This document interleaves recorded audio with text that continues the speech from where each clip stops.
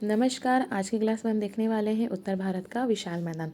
इसके पहले की हमने क्लास में देखा था हिमालय पर्वतीय प्रदेश को डिटेल में। ठीक है, इसमें हम दर्रे पर्वत श्रेणियों को देखा था, साथ ही साथ हमने घाटियों को भी देखा था। ठीक है, तो हमारी अब आज की क्लास है उत्तर भारत का विशाल मैदान। तो चलिए हम स्टार्ट करते हैं। हम देखेंगे उत्तर भारत के विशाल मैदान का निर्माण कैसे हुआ। ठीक है, हमने पिछली क्लास में देखा था कि हिमालय का निर्माण कैसे हुआ था। ठीक है, अंगारा लैंड और गोंडवाना लैंड के जो टकराने से तैतीस सागर में जब जमा हुआ जो मलबा था वो धीरे धीरे क्या हो गया, ऊपर उठते गया। ठीक है, तो उस मलबे से ही जो है एक वलित पर्वत का निर्माण है जो कि हिमालय कहलाया। ठीक है, अब चूंकि हिमालय का निर्माण हो चुका है, हिमालय का निर्माण क्या हो चुका है। ठीक है, यहाँ पर क्या आपका हिमालय पर्वत है। ठीक है, ये जो आपका हिमालय पर्वत थे, अब हिमालय पर्वत से बहुत सारी नदियाँ निकलती हैं। ठीक है, हिमालय पर्वत से क्या होती है, बहुत सारी नदियाँ निकलती हैं। और नीचे क्या आपका प्रायद्वीपीय पठार है। ठीक है, क्या है, प्रायद्वीपीय पठार है। तो प्रायद्वीपीय पठार से बहुत सारी नदियाँ जाती ऊपर की ओर। ठीक है, तो इन नदियों के द्वारा, ठीक है, हिमालय से निकलने वाली नदी और प्रायद्वीपीय भारत से निकलने वाली नदियों के द्वारा जो है बहा कर लाई गई मिट्टी के जमाव से एक उपजाऊ मैदान का निर्माण हुआ।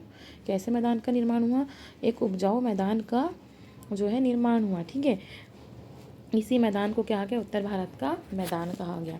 ठीक है, जैसे हिमालय से निकलने वाली नदियाँ जैसे गंगा, यमुना, ब्रह्मपुत्र, सिंधु, कोसी आदि नदियों के द्वारा तथा प्रायद्वीपीय भारत से जैसे सोन, चंबल आदि नदियों के द्वारा जो बहाकर लाई गई मिट्टी से ही इस मैदान का निर्माण हुआ है। ठीक है, अब देखेंगे यह जो है भारत का सबसे नवीनतम भूभाग है। क्या है, भारत का सबसे नवीनतम भूभाग है। लगभग 7 लाख वर्ग किलोमीटर क्षेत्रफल में विस्तृत है। ठीक है, कितने किलोमीटर वर्ग क्षेत्रफल है इसका, 7 लाख वर्ग किलोमीटर क्षेत्रफल। इसकी लंबाई लगभग 2400 किलोमीटर है। ठीक है, और इसका जो निर्माण है नियोजोइक काल में हुआ है। कौन से काल में हुआ इसका निर्माण, नियोजोइक काल में हुआ है। और यह जो है भारत का सबसे नवीनतम भूभाग है। ठीक है, तो आपको इतनी सारी चीज़ें इसमें याद रखनी है। अब नेक्स्ट है, हम देखते हैं कि उत्तर भारत के मैदान को जो है निम्नलिखित भागों में विभाजित किया जा सकता है। ठीक है, एक तो होता है भावर प्रदेश, तराई प्रदेश, खादर, बांगर, डेल्टा और रेह। ठीक है, तो हम जो उत्तर भारत के मैदान को निम्नलिखित भागों में विभाजित कर सकते हैं। तो भावर प्रदेश किसे कहते हैं, देखिए जब जैसे किसी पर्वत से, ठीक है, मान लो कि ये हिमालय पर्वत है। अब जैसे हिमालय पर्वत, ठीक है, हिमालय पर्वत से जो नदियाँ बह रही हैं, ठीक है, नीचे की ओर बहती हैं। ठीक है, तो क्या होता है, इस समय जो नदियाँ होती है वो पत्थरों पहाड़ों से जो है, पर्वतों से जो है पत्थरों को काट कर, कंकड़ को काट कर यहाँ पर ला करके जमा कर देती है। ठीक है, यहाँ पर ला करके जमा कर देती हैं। तो नदियाँ जब यहाँ से बहती है तो क्या गायब हो जाती हैं, क्योंकि वो ना इन कंकड़ों पत्थरों के बीच से बहने लगती है। ठीक है, यहाँ से बहेगी, इधर से निकलेगी। ठीक है, तो एकदम छठे छठे रूप में ये बहती हैं। ठीक है, तो यहाँ पर क्या बोलते हैं, नदियाँ जो है गायब हो जाती है क्योंकि वो कंकड़ पत्थर के नीचे से बहती हैं और ऊपर से वो दिखाई नहीं देती है कि नदियाँ बह रही हैं। ठीक है, नदियाँ क्या होती है कि जो हिमालय से नीचे उतरती हुई नदियों के द्वारा जो लाई गई जो बजरी है कंकड़ पत्थर, ठीक है, उससे इस जो है भावर प्रदेश का निर्माण हुआ। भावर प्रदेश की बात करें, ठीक है, तो भावर प्रदेश का निर्माण किससे हुआ है, हिमालय से नीचे उतरती हुई नदियों के द्वारा लाई गई बजरी कंकड़ पत्थर से इसका निर्माण हुआ। ठीक है, यहाँ पर क्या होता है, नदियाँ जो है गायब हो जाती क्योंकि वो कंकड़ पत्थर के नीचे से बहती है, ऊपर से हमें दिखाई नहीं देती है। ठीक है, और ये जो कंकड़ पत्थर वाला क्षेत्र होने के कारण कृषि के लिए उपयुक्त भी नहीं होता है। तो ये जो एरिया है, ये जो एरिया क्या कहलाता है, ये भावर प्रदेश कहलाता है। ठीक है, ये एरिया क्या होता है, भावर प्रदेश कहलाता है। अब जब जो है भावर प्रदेश की जब लुप्त नदियाँ जो होती हैं, इसके बाद हम देखेंगे तराई प्रदेश। तराई प्रदेश क्या होती है, जब भावर प्रदेश की जो लुप्त नदियाँ होती है वो यहाँ पे दिखाई देती नहीं है तो उसे लुप्त नदियाँ कहा जाएगा। ठीक है, तो जब यहाँ से जब कंकड़ पत्थर से निकल के क्या होती है, ये जो नदियाँ हैं बराबर बहने लगती है, बहुत ही अधिक चौड़ाई में जो है ये नदियाँ बहने लगती हैं। ठीक है, मीन्स जो है ये पुनः सतह पर प्रकट होती है और सबको दिखाई देने लगती है। ठीक है, और यह जो प्रदेश है चूँकि समतल होता है, यहाँ पे नदियाँ बहुत ही चौड़े रूप में बहती है और प्रॉपर दिखाई देती है। इसके पहले क्या था, कंकड़ पत्थर के बीच से बहती थी, तो बड़े बड़े कंकड़ पत्थर ना, ऐसे छोटे नहीं हैं, बड़े बड़े आकार के पत्थर कंकड़ से ये जैसे बहती तो दिखाई देती नहीं थी। अब यहाँ पर क्या, ये पूरी सतह में आ जाएगी और बहुत ही अच्छे रूप में जो है ये हमें दिखाई देगी नदियाँ। ठीक है, प्रॉपर हमें दिखाई देंगी। तो ये जो नदियाँ वाला जो याला जो एरिया होता है कि समतल होता है। ठीक है, जो तराई प्रदेश होता है वो समतल होता है, और नदियों का पानी जो होता है वो इधर उधर फैल कर जो दलदल का निर्माण कर लेता है। ठीक है, तो ये क्या पूरी तरह से दलदली कीचड़ वाला एरिया होता है। ठीक है, और यहाँ पे जंगल जो है बहुत अधिक मात्रा में होते हैं। क्या होते हैं? जंगल बहुत होते हैं यहाँ पे इस क्षेत्र में, तराई क्षेत्र में। ठीक है, अब तराई क्षेत्र से जैसे हम आगे बढ़ेंगे, अब क्या हो गया, मान लो कभी बाढ़ आ गई। ठीक है, क्या हो गया, बाढ़ आ गई। तो बाढ़ आएगी, जैसे नदी है, ये नदी आपकी बह रही है, अब बाढ़ आ गई तो क्या इसका जल स्तर बढ़ जाएगा। ठीक है, बाढ़ आ जाएगी तो क्या हो जाएगा, इसका जल स्तर जो है बढ़ जाएगा। तो क्या होता है, अब खादर, इसे खादर प्रदेश कहते हैं। ठीक है, खादर प्रदेश में क्या होता है, यहाँ पे नदियों के बाढ़ का पानी प्रतिवर्ष पहुँचता है। ठीक है, अगर नदी में बाढ़ आएगी तो यहाँ का जल स्तर क्या बढ़ जाएगा। तो यहाँ पे जो होता है नदियों के बाढ़ का पानी, ये जो एरिया होता है ना, उसमें प्रतिवर्ष पहुँचता है, इसलिए ये उपजाऊ होता है।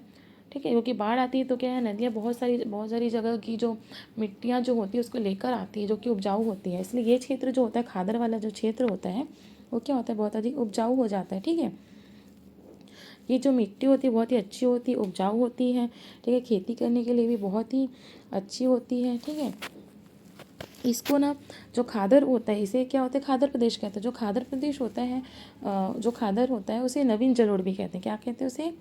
नवीन जलोढ़ कहते हैं। ठीक है, और इसी को कछारी मिट्टी भी कहते हैं। क्या कहते हैं? कछारी मिट्टी भी कहते हैं। ठीक है, क्या कहेंगे, नवीन जलोढ़ भी कहते हैं, कछारी मिट्टी भी कहते हैं। ठीक है, पंजाब में जो होता है खादर को ही बेट कहा जाता है। क्या कहते हैं? पंजाब में खादर जो होती है उसी को बेट कहते हैं। ठीक है, ये जो होता है निचला प्रदेश होता है। ठीक है, क्या होता है, निचला प्रदेश होता है। अब बाढ़ का पानी जो है, जैसे ये नदी आपकी जा रही है, बाढ़ का पानी तो यहाँ पर पहुँच गया, ऊपर नीचे आप देख सकते हैं, तो ये क्या हो गया, खादर ज़मीन हो गई। क्या होती है? खादर होगी। ठीक है, लेकिन जो इसके ऊपर वाला एरिया है और यहाँ पर जो नीचे वाले एरिया है, यहाँ पर क्या बाढ़ का पानी तो नहीं पहुँचेगा। ठीक है, तो ये जगह क्या हो जाएगी, बांगर हो जाएगी। इसे क्या कहेंगे, बांगर। ठीक है, खादर के बाद हम देखेंगे बांगर। तो ये जो ज़मीन है जहाँ पे बाढ़ का पानी नहीं पहुँच पाता है, वो क्या कहलाएगा, वो बांगर प्रदेश कहलाएगा। ठीक है, ये भी उपजाऊ होती है, लेकिन नवीन जलोढ़ से खादर से जो है इसकी उपजाऊ जो होता है इसका कम होता है। ठीक है, इसे, ये भी उपजाऊ होती है, खेती यहाँ पर भी होती है, लेकिन खादर से कम उपजाऊ होता है। इसको पुरानी जलोढ़ कहते हैं। ठीक है, देखो, जो खादर था वहाँ पे बाढ़ का पानी प्रतिवर्ष पहुँच रहा था, तो वो नवीन जलोढ़ था। लेकिन बांगर जो प्रदेश होता है, वहाँ बाढ़ का पानी बहुत ही कम पहुँचता है, जैसे 5 से 10 साल में ही पहुँचता होगा। मतलब जब बाढ़ जो है बहुत ही अधिक भारी मात्रा में आती होगी, तभी वहाँ पर जो है उसका पानी पहुँचता है। लगभग 5 से 10 साल में उसका, मान लो, वहाँ पर पानी पहुँचता है। ठीक है, तो ये क्या हो गया, जो बांगर है इसी को जो है पुरानी जलोढ़ कहते हैं। ठीक है, और देखिए जो खादर और बांगर है इसी को काप भी कहते हैं। क्या कहते हैं? काप या जड़ोड़, दोनों को मिलाकर क्या कहते हैं, काप कहते हैं। ठीक है, या जो है इसी को ही जलोढ़ कहते हैं। ठीक है, ये आपको याद रखना है। उसके बाद है डेल्टा। डेल्टा क्या होता है कि जब नदियाँ जो है समुद्र में मिलने वाली होती है। ठीक है, जैसे मान लो ये नदियाँ हैं, ये समुद्र में गिर रही हैं। ठीक है, जब वो नदियाँ जो है समुद्र में मिलने वाली होती हैं तो कचरे को जमा करके निकल जाती है। ठीक है, यहाँ पे कचरे को क्या करती है, जमा करके ही निकल जाती है। तो यही जो कचरा होता है वो क्या होता है, डेल्टा कहलाता है। ये जो है सबसे अधिक उपजाऊ जो है डेल्टा क्षेत्र जो होता है सबसे अधिक उपजाऊ होता है। किसके द्वारा बनता है? नदी के द्वारा बनता है। जब नदियाँ जो होती हैं वो समुद्र में मिलने वाली होती है या समुद्र में गिरने वाली होती है, तो वो कचरा को एक जगह पर इकट्ठा कर लेती है, उसी से डेल्टा का निर्माण होता है। ये सर्वाधिक उपजाऊ होता है। ठीक है, और ये जो है समुद्र तट में ही निर्मित होता है। कहाँ पर होता है?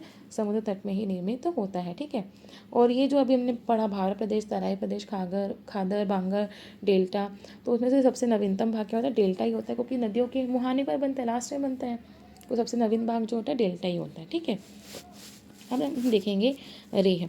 आपको यहाँ पर दिखा देगा रेह क्या होता है। रेह को ही कलर कहा जाता है। ठीक है, रेह क्या होता है कि जब किसी भी भूमि पर जो है अत्यधिक सिंचाई होती है। ठीक है, जब किसी भूमि पर अत्यधिक सिंचाई होती है और वहाँ पर अत्यधिक उर्वरक का प्रयोग किया जाता है और सिंचाई भी वहाँ पे बहुत ज़्यादा हो रही है, तो क्या पानी डालने से जो उर्वरक में ऊपर से जो पोटेशियम वगैरह होता है वो ऊपर आकर जमा होने लगता है। ठीक है, यूरिया पोटेशियम डालते हैं हम खाद के रूप में, तो क्या होता है, और उसमें बहुत सारा हम पानी डाल देंगे तो वो ऊपर जमा होने लगता है, उससे एक लेयर बन जाती है। ठीक है, एक नमक की जो एक सफ़ेद लेयर बन जाती है, तो ऐसी भूमि को बोलते हैं रेह। क्या बोलते हैं? ऐसी भूमि को रेह बोलते हैं या कल्लर कहते हैं। ठीक है, रेह कहते हैं या इसी को क्या कहते हैं, कलर कहते हैं। तो मृदा के ऊपर जब लवणीय परत जम जाती है, ठीक है, तो उसे क्या कहते हैं, अरे या कलर कहते हैं। यह जो है बिल्कुल भी उपजाऊ नहीं होती है, ठीक है, और यह जो है खेती के लिए अच्छी नहीं मानी जाती है। क्या होती है, खेती के लिए अच्छी नहीं मानी जाती है, ठीक है। ये आपको इसमें याद रखना है। आपको आई होप ये भावर प्रदेश, तराई प्रदेश, खादर, बांगर, डेल्टा, रिहा आपको समझ में आया होगा। तो चलिए हम आगे बढ़ते हैं। अब हम देखेंगे कि क्षेत्रीय आधार पर मैदानों का विभाजन कैसे किया गया, ठीक है। देखेंगे क्षेत्रीय आधार पर मैदानों का विभाजन कैसे किया गया है।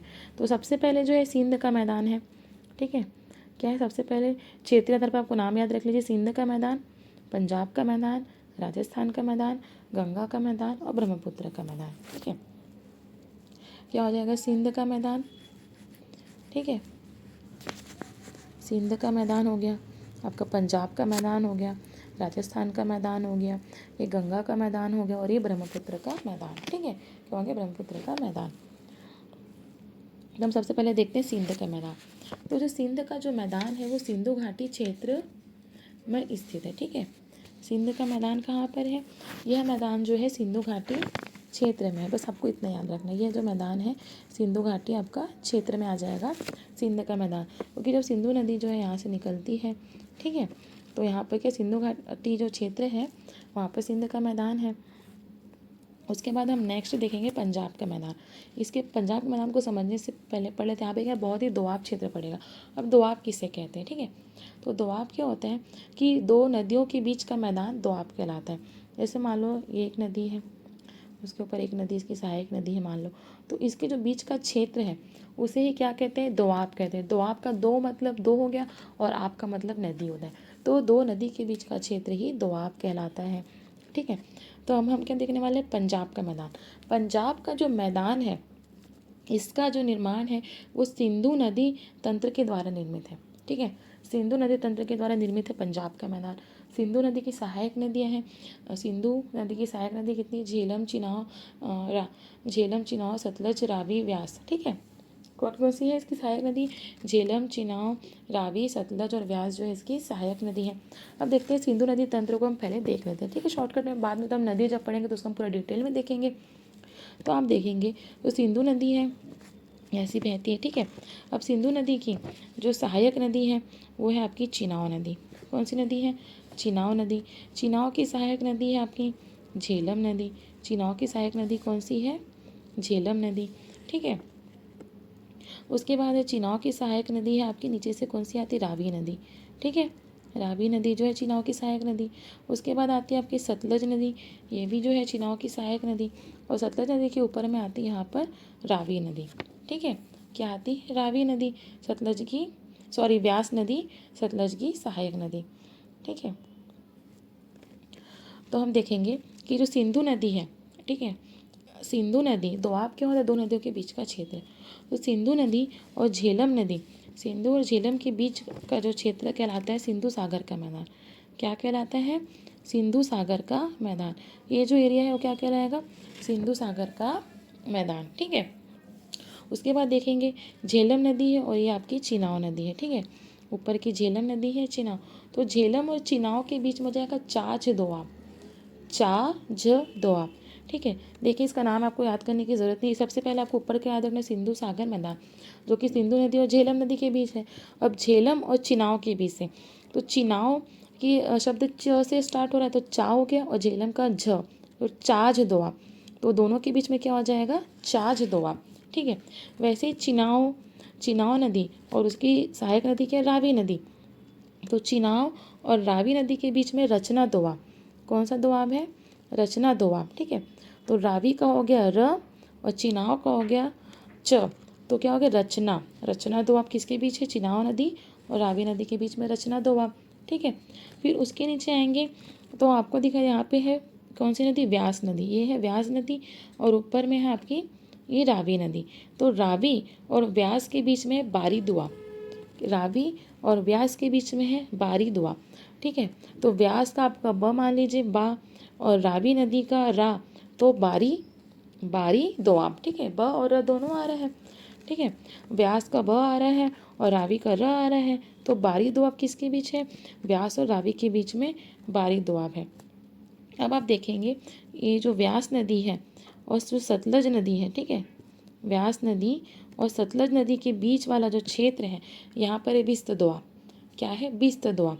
विस्त दोआब किससे बन गया? व्यास का व्य और सतलज का स, तो इससे क्या हो गया? विस्त दोआब। किसके किसके बीच है? व्यास और सतलज के बीच में, ठीक है।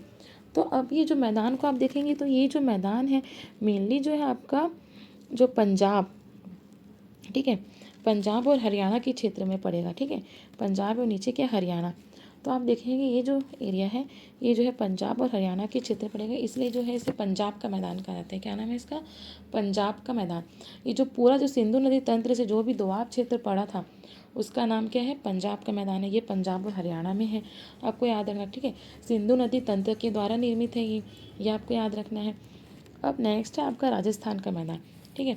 राजस्थान का मैदान का जो विस्तार है, क्या राजस्थान में आपने देखा अरावली पर्वत है, ठीक है। क्या है? राजस्थान में अरावली पर्वत है। तो अरावली पर्वत के पश्चिम से भारत पाकिस्तान की सीमा तक इसका विकास हुआ है। तो अरावली पर्वत के जो पश्चिम वाला एरिया है, ठीक है, भारत पाकिस्तान की सीमा तक जो इसका विस्तार है, कौन से मैदान का? राजस्थान का मैदान का। इसी को जो है मालवा का मैदान भी कहते हैं, ठीक है। अब राजस्थान के जो मैदान को दो भागों में बांटा गया है, एक तो राजस्थान का बांगर क्षेत्र और दूसरा है थार का मरुस्थल, ठीक है। तो राजस्थान का जो बांगर क्षेत्र है वो क्या? कृषि योग्य है, बांगरों में भी हम कृषि कर सकते हैं, इसके पुरानी जलोढ़ कहते हैं। और जो थार का मरुस्थल वहाँ पे कृषि नहीं कर सकते, ठीक है। तो ये आपको याद रखना है। उसके बाद है गंगा का मैदान। तो गंगा का जो मैदान है वो मेनली कहाँ पर है? वो जो है यूपी से लेकर बंगाल तक फैला हुआ है। कहाँ तक फैला हुआ है? जो गंगा का मैदान है वो यूपी से लेकर जो है बंगाल तक फैला हुआ है, ठीक है। कहाँ तक फैला है? पश्चिम बंगाल तक जो है फैला हुआ, आपको याद रखना है गंगा का मैदान, ठीक है।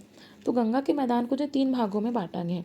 कितने भागों में बांटा गया? 3 भागों में बांटा गया है। ऊपरी गंगा का मैदान, मध्य गंगा का मैदान और निम्न गंगा का मैदान, ठीक है। तो जो उत्तर प्रदेश को हम 2 भागों में बांट कर सकते हैं, इस साइड पश्चिम और इस साइड पूर्वी हिस्सा, ठीक है। तो जो पश्चिम वाला जो उत्तर प्रदेश है इसे ही ऊपरी गंगा का मैदान कहा गया है, ठीक है। जो पश्चिम वाला उत्तर प्रदेश है इसे ही ऊपरी गंगा का मैदान कहा गया है, ठीक है। और उसके बाद जो पूर्वी उत्तर प्रदेश है और जो बिहार है इसे मिलाकर मध्य गंगा का मैदान कहा गया है। कहा गया है? मध्य गंगा का मैदान, ठीक है। और जो पश्चिम बंगाल वाला जो एरिया है इसे जो है निम्न गंगा का मैदान कहा गया है निम्न गंगा का मैदान। तो 3 भागों में बांटा गया गंगा के मैदान को, ऊपरी गंगा का मैदान, ठीक है, दोनों को मिला के मध्य गंगा का मैदान, और ये हो गया आपका निम्न गंगा का मैदान, ठीक है। इसके अतिरिक्त हमको ये याद रखना है कि जो उत्तर प्रदेश में जो गंगा का मैदान है जिसे पश्चिम और पूर्वी भागों में बांटा गया है, तो जो पश्चिमी भाग है उसे रुहेलखंड का मैदान कहते हैं। क्या कहते हैं? रुहेलखंड का मैदान। और जो पूर्वी भाग है इसे अवध का मैदान कहते हैं। क्या कहते हैं? अवध का मैदान। तो आपको ये भी इसमें याद रखना है। फिर नेक्स्ट हम देखते हैं ब्रह्मपुत्र का मैदान। नेक्स्ट क्या है? ब्रह्मपुत्र का मैदान, ठीक है। तो ब्रह्मपुत्र का जो मैदान है वो मेनली क्या? असम में है। मेनली क्या? असम में है, ठीक है। यहाँ इसका जो ढाल है, इस क्षेत्र का जो ढाल है मैदान का, वो क्या है? कम है। ब्रह्मपुत्र एवं इसकी जो सहायक नदियों के द्वारा इस मैदान का निर्माण हुआ है, ठीक है। तो ब्रह्मपुत्र एवं इसकी सहायक नदियों के द्वारा इस मैदान का निर्माण है। किसका? ब्रह्मपुत्र के मैदान का। ये असम राज्य में है। और इस पर जो ब्रह्मपुत्र नदी के द्वारा बीच में जो है मिट्टी के जमाव से कई द्वीपों का निर्माण भी हुआ है, ठीक है। जब यहाँ ब्रह्मपुत्र नदी बहती है तो इस नदी के द्वारा मिट्टी के जमाव से कई द्वीपों का निर्माण भी हुआ, जैसे माजुली द्वीप जो असम में है, ठीक है। तो इतनी सारी चीज़ें जो है आपको उत्तर भारत के मैदान में आपको याद रखनी, ठीक है। और देखो उत्तर भारत का मैदान जो है भारत के लिए बहुत ही महत्वपूर्ण है, क्योंकि यह जो है भारत का सबसे उपजाऊ क्षेत्र है, ठीक है। और यहाँ पर जो है यह जो है भारत का सबसे प्रमुख कृषि क्षेत्र भी है, सर्वाधिक उपजाऊ इसलिए कृषि क्षेत्र भी है, भारत के लिए बहुत ही महत्वपूर्ण है। यहाँ पे चावल, गन्ना, जूट, गेहूँ, तिलहन का उत्पादन होता है, ठीक है। इस भाग में ही जो मैदानी एरिया, ये जो भारत का जो मैदानी एरिया है इस भाग में ही क्या है? आबादी ज़्यादा निवास करती है, ठीक है। इस भाग की जो आबादी है सर्वाधिक, आप देखेंगे यूपी और बिहार की आबादी क्या है? पश्चिम बंगाल की आबादी क्या है? सर्वाधिक है। तो भारत की जो मेन आबादी यहीं पर निवास करती है। और ये जो क्षेत्र उद्योग, परिवहन, संचार की दृष्टि से भी अधिक संपन्न है, ठीक है। तो इसलिए जो है उत्तर भारत का जो मैदान है काफ़ी महत्वपूर्ण है भारत के लिए। आई होप आपको आज का मेरा वीडियो पसंद आया हो। अगर आपको मेरा वीडियो पसंद आए तो प्लीज़ मेरे चैनल को सब्सक्राइब जरूर कीजिएगा, ताकि आपको आगे के वीडियोस मिलते रहे और complete Indian geography with map आपको पढ़ने को मिले। धन्यवाद।